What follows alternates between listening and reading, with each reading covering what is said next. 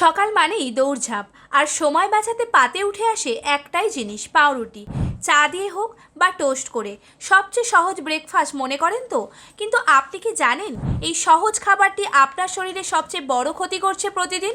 বিশেষজ্ঞরা বলছেন প্রতিদিন পাউরুটি খাওয়া মানেই কোষ্ঠকাঠিন্য, গ্যাস, অ্যাসিডিটির সমস্যা, এমনকি লিভারের উপরেও চাপ। সাদা পাউরুটিতে ফাইবার প্রায় নেই বললেই চলে, তাই হজমের সমস্যা তো হবেই।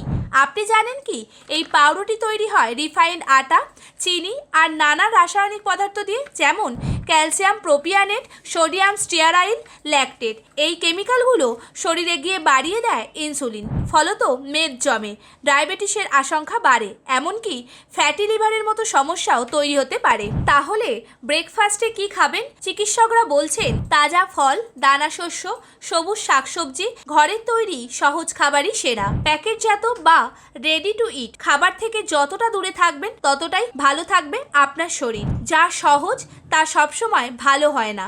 প্রতিদিন পাউরুটি নয়, নিজের শরীরের সঙ্গে করুন একটু দায়িত্বশীল ব্যবহার। ভিডিও ভালো লাগলে লাইক দিয়ে দিন আর কমেন্টে লিখে জানান আপনি ব্রেকফাস্টে কি খেতে ভালোবাসেন।